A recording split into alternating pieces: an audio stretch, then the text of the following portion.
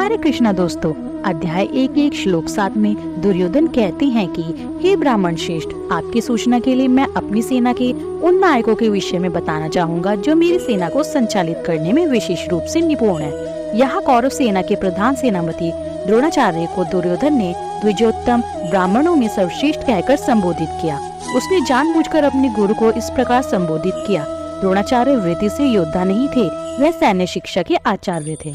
एक कपटी नायक के रूप में दुर्योधन अपने मन में अपने गुरु की निष्ठा पर निर्लजता पूर्वक संदेह कर रहा था। दुर्योधन के शब्दों में छिपा अर्थ यह था कि यदि द्रोणाचार्य पराक्रम से युद्ध नहीं लड़ते तो उन्हें मात्र एक ब्राह्मण ही माना जाएगा, जिसकी रुचि दुर्योधन के राज्य में उत्तम जीविका अर्जित करने और सुख सुविधाएं भोगने की होगी।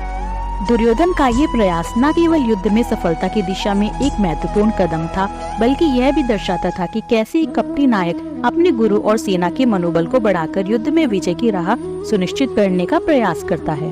उसने अपने और अपने गुरु के मनोबल को बढ़ाने के लिए अपनी सेना के प्रमुख सेना नायकों की गणना की। यह कदम दिखाता है कि युद्ध में मनोवैज्ञानिक रणनीति का कितना महत्व होता है। दुर्योधन का ये प्रयास न केवल युद्ध नीति का हिस्सा था, बल्कि ये भी कि कैसे मानसिक और भावनात्मक स्तर पर भी योद्धा को प्रेरित करना आवश्यक है।